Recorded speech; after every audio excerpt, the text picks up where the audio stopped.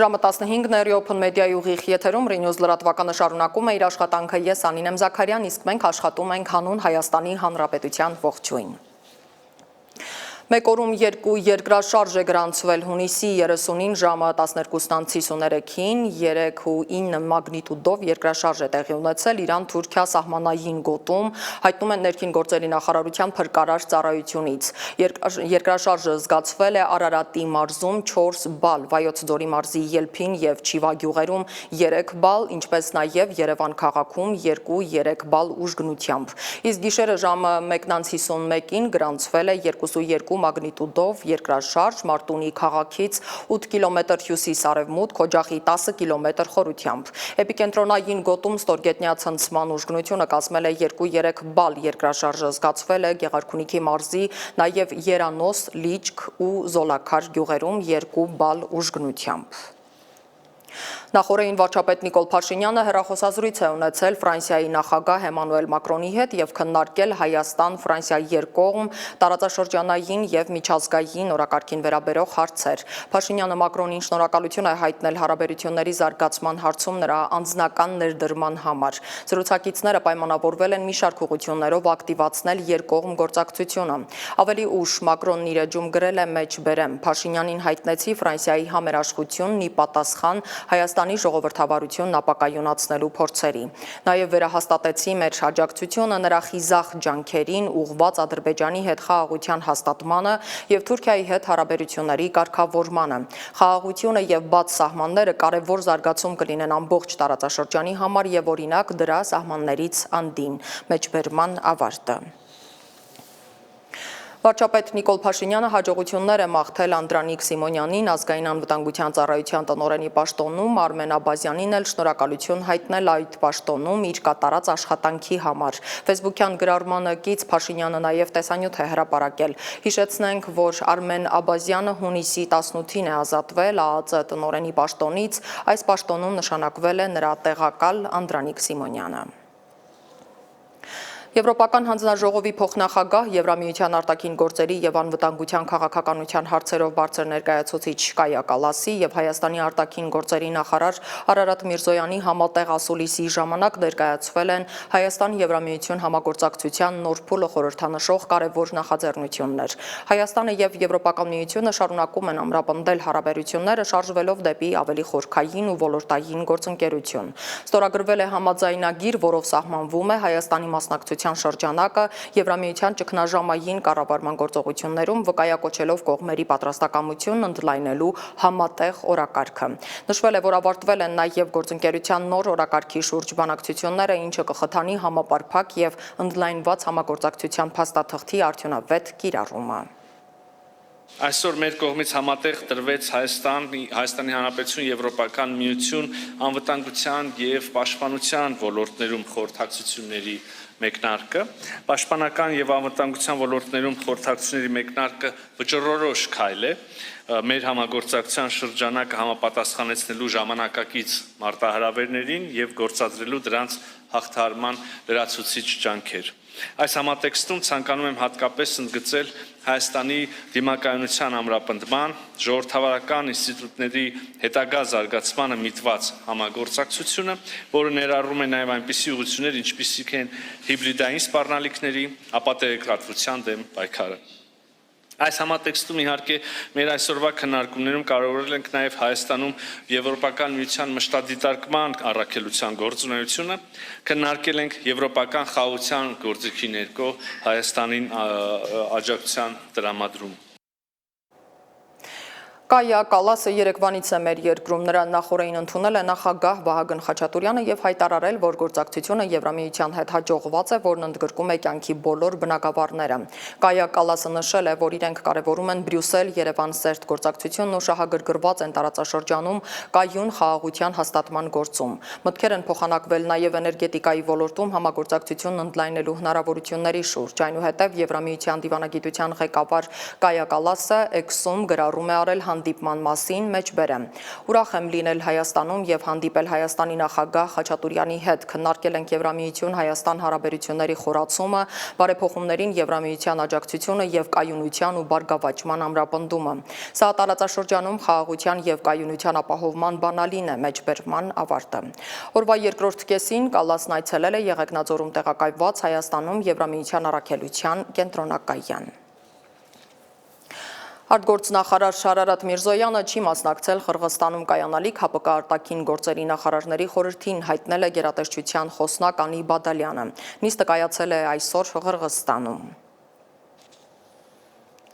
ՀԱՊԿ երկրները Հայաստանին դեռևս համարում են կազմակերպության լիիրավ անդամ, հայտարարել է ՀԱՊԿ արտաքին գործերի նախարարների խորհրդի նիստին մասնակցելու նպատակով Қырғызստան մեկնած Ռուսաստանի Դաշնության արտգործնախարարը։ Եթե Հայաստանը շրջվի իր եվրասիական գործընկերներից, դա դժվար թե նրան օգուտ բերի, նշել է Լավրովը։ Նա անդրադարձել է նաև Հայաստանում ստեղծված իրավիճակին, հայտարարել, որ դա երկրի ներքին գործն է, սակայն եկեղեցու վրա հարձակումները մտահոգիչ են։ Նշենք, որ Կայա Կալասի հետ համատեղ ասուլիսի ժամանակ Հայաստանի արտաքին գործերի նախարարը հայտարարել է, թե մեջբերեմ։ Պարոն Լավրովը ավելի լավ է չխառնվի Հայաստանի ներքին գործերին ու ներքին քաղաքականությանը։ Պարոն Լավրովի տեղեկատվությունը ճիշտ չէ եւ ամբողջական չէ, Հայաստանում չկա իշխանությունների պայքար եկեղեցու դեմ։ Սա իրավական process է, սա Հայաստանի ներքին գործն է, կուզեի նույն կոչն անել նաեւ պարոն Լավրովի ռուսական խորհրդարանական գործընկերներին, մեդիա գործընկերներին։ Նրանք պետք է մեծ հարգանքով վերաբերվեն Հայաստանի իշխանությանը եւ այլևս երբեք իրենց թույլ չտան խառնվել մեր ներքին գործերին։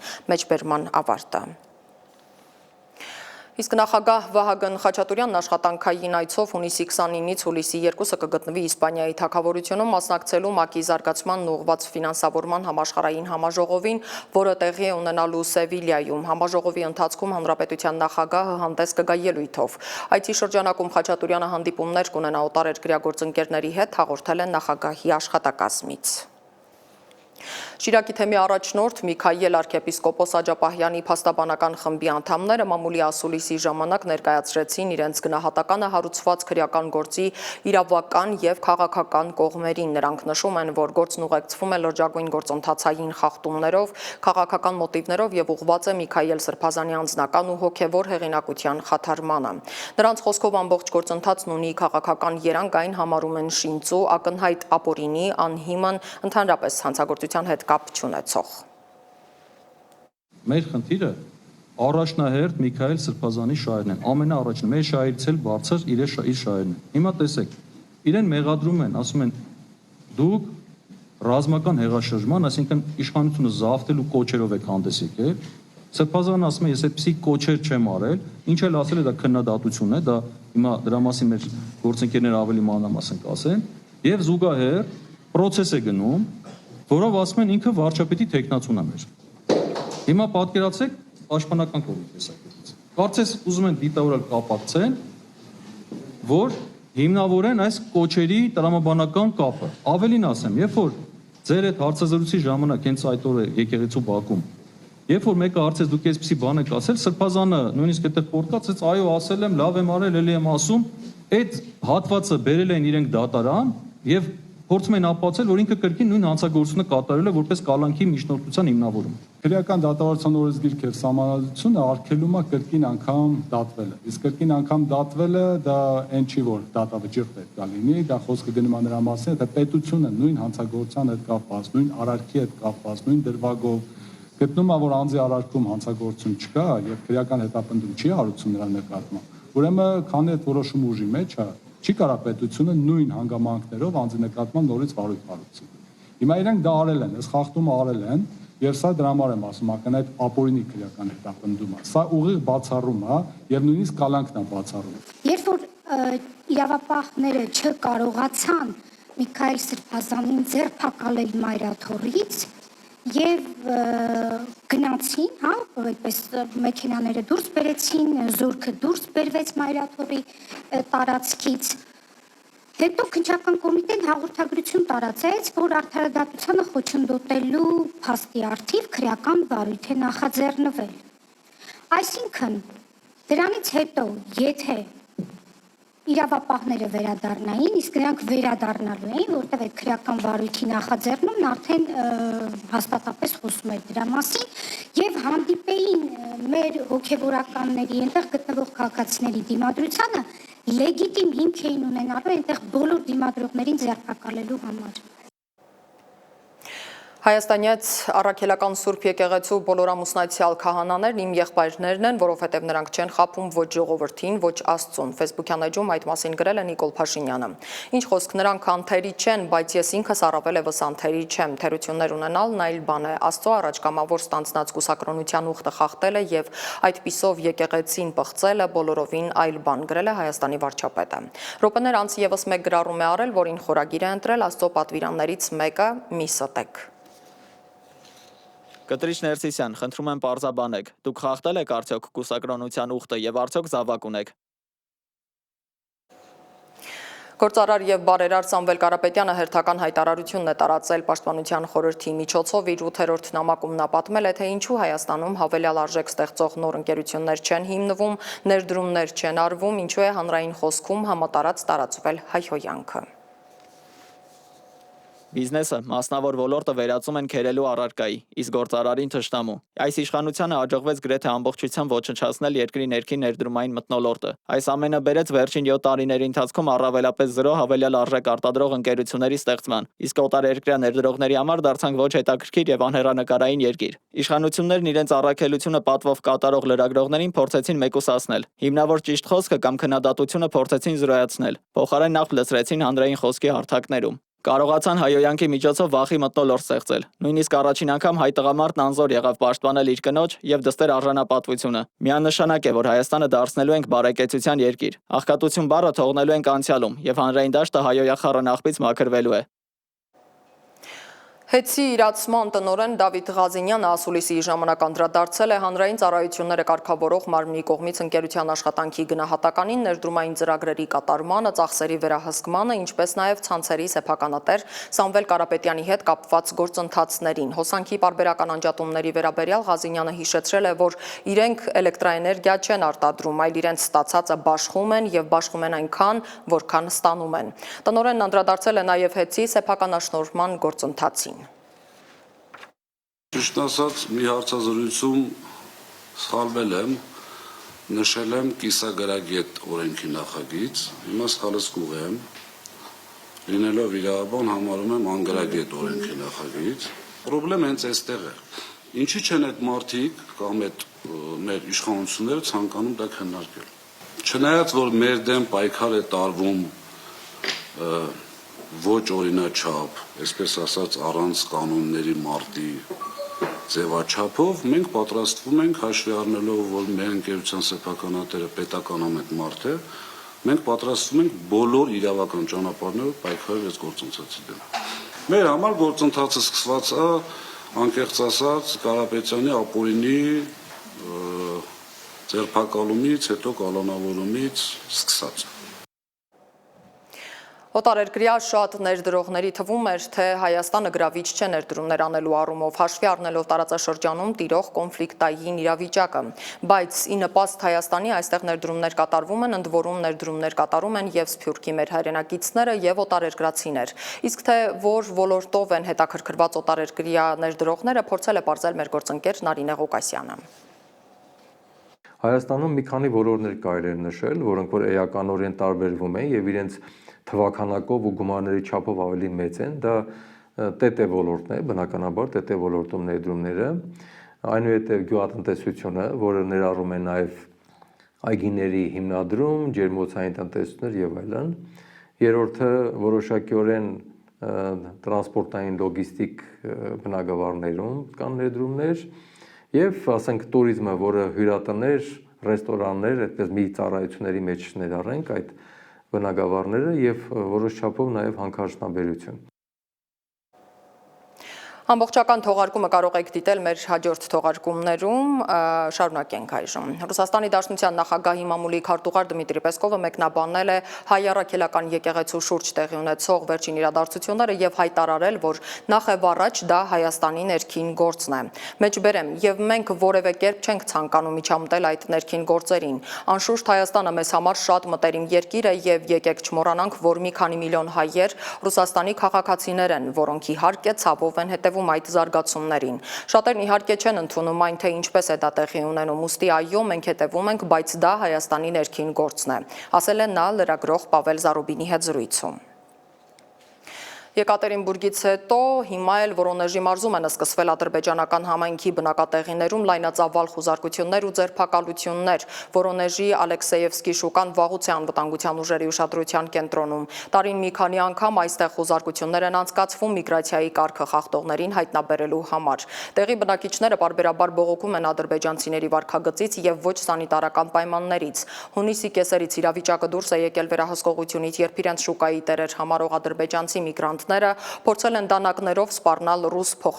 բեռնափոխադրողներին նրանց ավտոմեքենաները խլելու նպատակով։ Վարորդներին փրկել են տեղացիները ոստիկանության ուժեղացված ջոկատի օգնությամբ, գործին միջամտել է Ռուսաստանի ներքին գործերի նախարարությունը եւ Ռոսգվարդիայի ծառայողների աջակցությամբ իրականացրել անլեգալ 2025 օպերատիվ կանխարգելիչ գործողությունը։ Խուզարկվել է ավելի քան 450 մարդ, վարչական պատասխանատվության ենթարկվել 42 օտարերկրացի։ Գործողություններն այս պահին էլ շարունակվում են, հիշեցնեմ, օրեր առաջ Եկատերինբուրգում ադրբեջանական համայնքում շուրջկալի ընթացքում մահացել էր տարբեր տվյալներով 2-ից 6 ադրբեջանցի, 50-ը ձերբակալվել էին։ Այս ֆոնին Ադրբեջանը դիվանագիտական խողովակներով դիմակայության մեջ է մտել Ռուսաստանի հետ։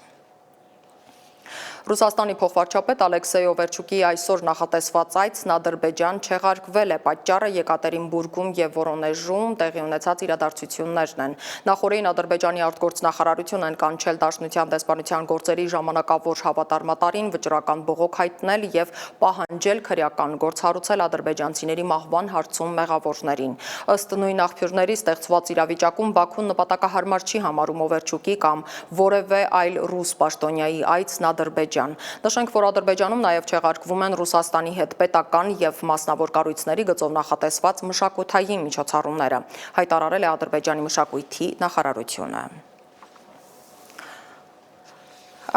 Ներողություն։ Դիվանագիտական առճակատման մեջ մտնելու սովորության համաձայն Ադրբեջանի արտաքին գերատեսչությունն արձագանքել է նաև Հայաստանում Իրանի դեսպան Մեհդի Սոբհանիի երևանյան ասուլիսին ու ինչպես իրենք են ձևակերպել վճռականորեն մերժել դեսպանի հայտարարություններն այսպես կոչված Արևմտյան Ադրբեջանի մասին։ Ադրբեջանի արտաքին գործերի նախարարը վրդովմունք է արտահայտել եւ դիվանագետի խոսքերն անվանել մանիպուլյատիվ, մեկնաբանություն, կեղծ, վտանգավոր եւ նախատեսված իբր Հայաստանի կարիքները բավարարելու համար։ Մեջբերեմ դեսպանի Ադրբեջանի դեմ պարբերաբար եւ համակարգված սադրիչ հայտարարությունները նպատակ ունեն խաթարել Ադրբեջանի եւ Իրանի միջև հարաբերությունները։ Մեջբերման ավարտը։ Հիշեցնենք, դեսպան Մեհդի Սոբհանին շեշտել էր, որ աշխարհում կա մեկ արևմտյան Ադրբեջան եւ այն Իրանում է։ Թուրքիայում մոլեգնում են անտառային հրդեհները, վերջին մեկ օրում երկրում բռնկվել են 77 խոշոր հրդեհներ, իսկ հանգստյան օրերի ընթացքում 150-ից ավելի անտառային հրդեհի ահազանգ է ստացվել։ Իզմիրից մինչև առողջարանային Անտալիա հրդեհների աշխարհագրությունը իմ գործընկեր Լիլիթ Մուրադյանի ռեպորտաժում։ Թուրքիան 4 կողմից այրվում է, 15 նահանգում հրշեջները ցամաքից ու օդից չեն կարողանում կրակի դեմն առնել։ Գործն ավելի է դժվարանում ցերեկը շոքի, երեկոյան ուժեղ քամիների պատճառով։ Միայն հանգստյան օրերին 150-ից ավելի անտառային հրդեհի ահազանգ է եղել։ Այսպիսի քանակով բռնկումները իրավապահներին կասկածի տեղիք են տվել, թե անտառները կարող են միտումնավոր հրկիզված լինել։ Այդ կասկածանքով արդեն 17 մարդ է ձերբակալվել։ Ամենադժվար կառավարելի հրդեհները Անտալիայի ու 4.5 միլիոն բնակչություն ունեցող Իզմիրի նահանգներում են։ Իզմիրի միջազգային օդանավակայանը դադարեցրել է թռիչքները։ Մի քանի շրջաններ տարհանվել են։ Թուրքական լրատվամիջոցների հետ զրույցում իրավիճակը պատկերավոր նկարագրում է այս մարդը։ Հարսանիքի էինք, հարսին բերեցինք եկանք, շոքին չէի դիմանում։ Իզմիրի հրդեհն էին նայում։ Հաղորդավարը ուղիղ եթերում այդ մարդկանց վիճակն էր պատմում։ Ասացի, ախ, ինչ մեղքեր այդ մարդիկ։ Հետո զանգեցին ինձ, ասացին ջերմոցդ վառվում է։ Վախեցած դուրս վազեցի ու ծունկս վնասեցի։ Հիմա ոտքի վրա հազիվ եմ կանգնում։ Շատերը փորձել են տարհանել նաև իրենց մեքենաները, բայց փոխադրամիջոցների մի մասը այրվել է։ Քանի որ հրշեջների խմբերը չեն հերիքում, գործին միացել են ոստիկանները իրենց ջրցան մեքենաներով, որոնք սովորաբար օգտագործվում են ցույցերը ցրելու համար։ Իսկ եղանակը դեռ չի պատրաստվում օգնել հրշեջներին։ Օդերևութաբանների կանխատեսումները դրական չեն։ Şiddetli rüzgar Մեր երկու ինքնաթիռից բացի, որոնք պարբերաբար 12 տոննա ջուր են լցնում կրակի վրա, մեր մյուս օդային տրանսպորտային միջոցները ցավոք քամու ուժ գնության պատճառով տեխնիկապես չեն կարողանում օդ բարձրանալ։ Ըստ օդերևույթաբանների, մինչև կեսգիշեր քամու արագությունը չի նվազելու։ Այս ընթացքում մենք տարհանել ենք մի քանի գյուղ։ Այժմ սկսել ենք Աթաթուրքի թաղամասի տարհանումը։ Պաշտոնյանն ասել է, որ այսպիսի հսկայական մասշտաբի հրդեհներից հետո դեռ վաղ է նյութական կորուստների ծավալի մասին խոսելը։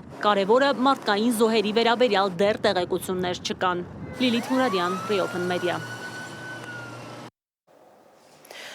Երբեմն մեղրով ավելին ես ստանում, քան քացախով, ասել է Թրամփը, հավելելով, որ Իրանի դեմ պատժամիջոցների մեղմացումը մեծ նշանակություն կունենա Թեհրանի համար։ Նա հայտարարել է, որ Իրանը հյուծված է Իսրայելի և Միացյալ Նահանգների վերջին հարվածներից և կանխատեսել է, որ միջուկային գործունեությունը ժամանակավորապես կդադարեցվի։ Թրամփը նաև նշել է, որ Իրանը կարող է դեռևս ունենալ ևս մեկ գործող միջուկային օբյեկտ։ Մենք գիտեինք, որ նրանք ունեն բազմաթիվ օբյեկտներ, գուցե 3 գումարած մեկը, բայց 3-ն են հիմնականները։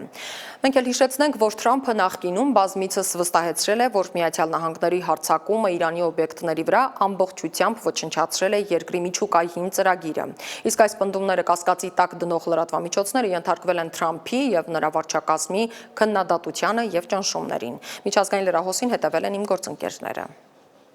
ԱՄՆ նախագահ Դոնալդ Թրամփի հատուկ բանագնաց Սթիվ Ուիթքոֆն առաջիկա օրերին Իրանի հետ հնարավոր համաձայնագրի շուրջ բանակցություններ պետք է վարի։ Ըստ NBC News-ի նպատակը պատժամիջոցների մեղմացման դիմաց ուրանի հարստացումը դադարեցնելու փորձն է։ Ավելի վաղ Իրանի արտգործնախարար Աբբաս Արաղչին հերքել էր Միացյալ Նահանգների հետ բանակցությունները վերսկսելու որևէ ծրագիր։ Բանակցությունները վերսկսելու շուրջ որևէ պայմանավորվածություն ձեռք չի բերվել։ Բանակցությունների մասին խոսք անգամ չի եղել, ասել է Արաղչին։ Արաղչին պարզաբանել է, որ Իրանը շարունակում է հավատարիմ մնալ դիվանագիտությանը, սակայն Միացյալ Նահանգների հետ բանակցություններ վերսկսելու որոշումը գնահատման կարիք ունի։ Թեհրանում գրեթե 1 միլիոն մարդ է մասնակցել Իսրայելի հետ 12-օրյա պատերազմի ընթացքում զոհված Իսլամական հեղափոխության պահապանների կորպուսի հրամանատարի, այլ բարձրաստիճան զինվորականների և միջուկային գիտնականների պետական հուղարկավորությանը։ Հուղարկավորությունը կայացել է 60 մարդու համար, այդ թվում 4-ական կանանց և երեխաների։ Սգավորները քայլել են փողոցով, ծածանելով դրոշներ և վանկարկելով «Մահ Ամերիկային» և «Մահ Իսրայելին» կարգախոսները։ Իրանի այաթոլլահ Ալի Խամենեին չի մասնակցել հուղարկավորությանը։ Ներկա էին Իրանի արտգործնախարար Արաղչին, այլ պաշտոնյաներ և բարձրաստիճան զինվորականներ։ Գազայի առողջապահության նախարարությունը հայտնում է, որ նախօրեին Իսրայելի հասցված հարվածներից Գազայում զոհվել է առնվազն 49 պաղեստինցի։ Անկլավի հյուսիսում գտնվող Շիֆա հիվանդանոցի տվյալներով 8 մարդ այրվել է Ջաբալիայի փախստականների ճամբարում գտնվող դպրոցի վրա Իսրայելի հրթիռային հարվածի հետևանքով։ Մեկ հարված էլ հասցվել է Գազա քաղաքի մարզադաշտին, որտեղ ապաստանել էին տեղահանված բնակիչները։ Այստեղ զոհվել է 12 մարդ։ Իսրայելի պաշտպանության բանակը հերքել է անզեն մարդկանց վրա կրակելու տեղեկությունները, բայց եւ նշել է, թե հետաքննում է այդ միջադեպերը։ Ռուսական զորքերը վերահսկողություն են հաստատել Դոնեցկի մարզի Նովոուկրաինկա բնակավայրի նկատմամբ։ 2 մարդ զոհվել է եւ առնվազն 17-ը վիրավորվել Օդեսայի վրա ռուսական անօդաչու թռչող սարքերի հարձակման հետևանքով։ Օդեսայում հարվածի հետևանքով վնասվել է քաղաքացիական ենթակառուցվածքը։ Անօդաչու սարքերից մեկը բախվել է 21 հարկանի բնակելի շենքին, ինչի արդյունքում 7-ից 9-րդ հարկերում հրդեհ է բռնկվել։ Նաեւ հաղորդվում է դնեպրում տեղի ունեցած պայթյունների մասին, որոնցից առաջ քաղաքում եւ մարզերում հայտարարվել էր օդային տագնապ։ Կիևն իր հերթին հարվածներ է հասցրել Ղրիմի Կիրովսկոյե օդանավակայանին, որտեղ 5-ից 6 պայթյուն է որոտացել։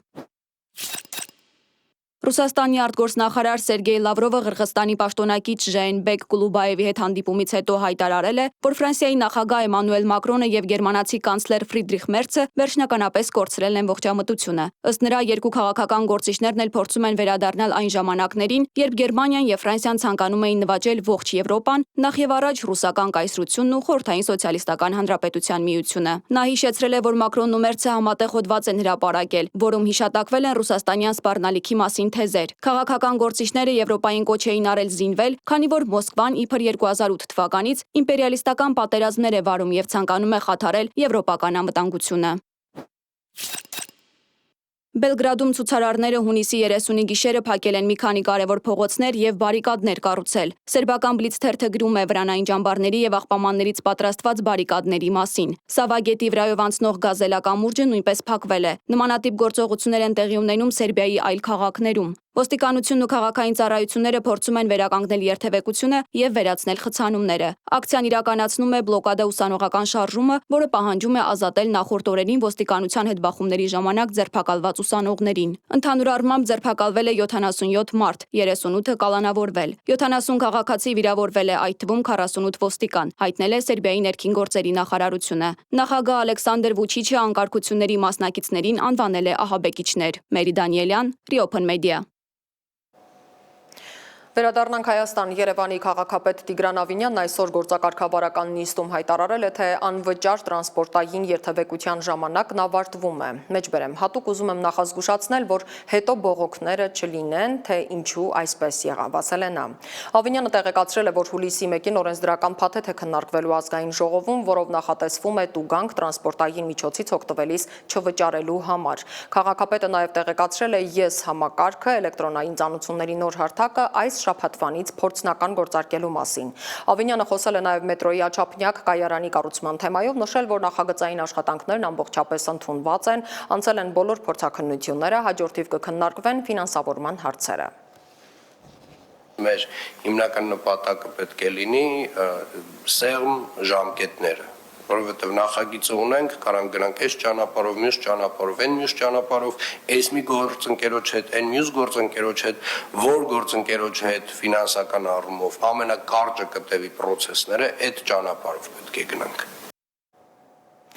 Եվ թողարկումն ավարտենք մի հաղթական լուրով, բռնցքամարտի միջազգային մրցաշարում 5 ոսկե մեդալակիր ունենք եւ ոչ միայն ոսկե, ընդհանուր 12 մեդալակիր։ Վրաստանում կայացած Իրակլի Աբաշիձեի անվան միջազգային մրցաշարում Հայաստանի հավաքականը նվաճել է 5 ոսկե, 3 արծաթե եւ 4 բրոնզե մեդալ, եզրափակիչում չեմպիոն են դարձել 55 կիլոգրամ քաշային Ռուսլան Ասլիկյանը, 60 կիլոգրամ քաշային Արթուր Սահակյանը, 65 կիլոգրամ քաշային Նարեկ Հովանիսյանը, 85 կիլոգրամ քաշային Ռաֆայել Հովանիսյանը եւ 90 կիլոգրամ քաշային Նարեկ Մանասյանը։ Ժիրայր Սարգսյանը, Արթուր Շախբազյանն ու Դավիթ Սիմոնյանը նվաճել են արծաթե մեդալ, եւս 4 բռնցքամարտիկ Բարեգամ Հարությունյանը, Իշխան Հովսեփյանը, Արարատ Հարությունյանն ու Համլետ Հարությունյանը նվաճել են բրոնզե մեդալներ, հայտնել է այս մասին Հայաստանի բռնցքամարտի ֆեդերացիան։ Այսքանն ենք պատրաստել այս ժամի համար, հիշեցնեմ, որ մենք աշխատում ենք հանուն Հայաստանի Հանրապետության։ Իսկ ես Անին եմ Զաքարյան, ձեզ հրաժեշտ եմ տալիս, հիշեցնեմ նաև, որ մեր հաջորդ թողարկումը ժամը 18:00-ին է։ Կհանդիպենք։